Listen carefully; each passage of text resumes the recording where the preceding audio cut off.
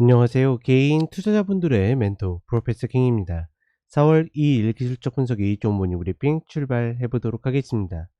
자, 미국 같은 경우에는 글쎄요. 계속 이야기 드리지만 뭐 하락 상승 각도가 점점 낮아지는 모습을 보여주고 있고, 이제는 어떻게 보면 금리 인하가 잘 이루어지지 않는다라고 해서 뭐 조정한다라는 뭐 그런 기사가 나올 정도로 사실 어떤 방향으로 움직이든지 그냥 기사를 갖다 붙이기 그냥 좋은 그런 흐름들을 만들고 있습니다. 결국은 미국 시장은 제가 작년 말부터 계속 이야기 드렸던 게 빨라야 6월이라고 이야기 드렸는데, 이제는 6월도 좀 불확실하다 이렇게 이야기를 하고 있죠.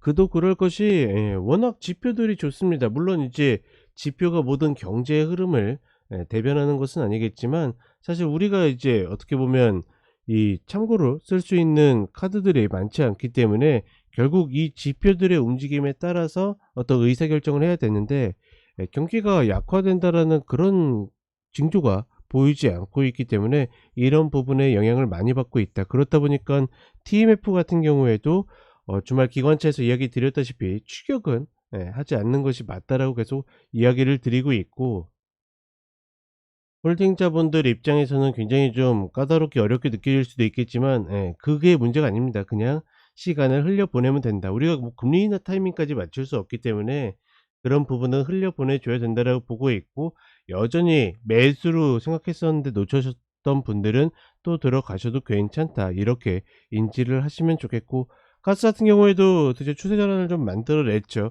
좀 이따가 간단하게 잠깐 살펴보도록 하겠습니다. 자, 그리고 한국 시장 같은 경우에는 어제가 이제 조금 특이한 흐름이었죠. 그동안에는 주도주들이 어떻게 보면 지수를 좀 더 끌어올리는 그런 모습이었는데, 어제 같은 경우에는 주도주들이 좀 주춤을 하면서 그동안 많이 빠졌던 종목들이 움직였는데, 재밌는 거는 그러니까 징조 없이 움직였어요. 즉 3월 말의 흐름만 봐도 얘는 이제 음봉을 길게 만들어내고 혹은 종가 저가로 마감이 되면서 하방 압력을 받는다라는 걸 딱 보여줬는데, 느닷없이 어제 흐름에서 뭐 갭상승해서 장대 양봉을 만든다라든가 그런 흐름들을 보여줬는데, 그러니까 어느 쪽을 노리느냐는 중요하지 않은 것 같습니다. 결국은 내가 어떤 종목을 컨택해 가지고 그 종목을 제대로 노리는지가 중요하지, 사실은 지금 정도의 지수면 주도주를 노리는 것과 저점에 있는 추세 전환을 노리는 것과의 어떤 격차라고 해야 될까요? 혹은 이 수익률의 차이, 이런 것들이 사실 크지 않을 가능성이 높기 때문에 저는 뭐 개인적으로 컷 효율이 가장 나오고 컷이 명확한 저점에서 추세 전환하는 종목들을 노리는 게 좀 더 맞다라고 생각하지만, 그거는 제 취향인 거고 어느 쪽을 노리셔도 결국은 컷 효율만 지킨다라고 그러면 상관없다. 아직까지는 뭐 외국인이 여기에서 매도로 돌아서거나 어렵게 하방 압력을 넣을 가능성보다는 여전히 종목별로, 그러니까 지수와 좀 무관하게 종목별로 움직일 가능성이 높다. 이렇게 인지를 하시면 될 것 같습니다. 자, 그럼 간단하게 차트 보도록 하겠습니다.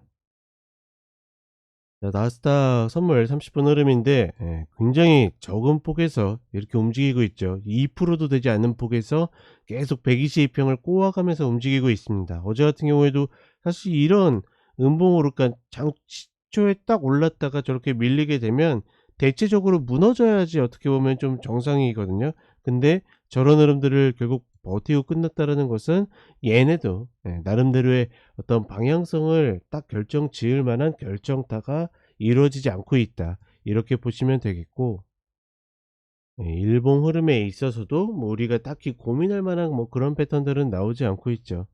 계속 이야기 드리지만 이런 패턴들이 나올 때마다 분명히 눌리기는 하는데, 과연 여기가 끝인가에 대한 확신은 우리가 알 수도 없고, 예측해 봤자 22평을 계속 밟고 올라오기 때문에 결국은 이 22평이 저항으로 바뀌어야지만 우리가 그거를 그냥 대응적인 측면에서 인정하는 거다. 이렇게 보시면 되겠고, 그다음에 가스 같은 경우에도 주말에 설명해 드렸다시피 여기에서 이제 상승 실패를 했기 때문에 후폭풍을 맞는 모습이고, 어떻게 보면 좀 아쉬운 거는 1.611 자리를 치지 않았다라는 거, 그건 좀 아쉽긴 하지만 사실 우리는 그러니까 사실 저희 가족분들하고 저희 본 물량은 다 들어가 있기 때문에 올라도 그만 내려가도 그만이거든요. 내려가면 추가를 매수하려고 더블업 준비를 했기 때문에 어 그 흐름을 가져갔는데 결국은 30분의 추세 전환 가장 중요하다고 그랬죠.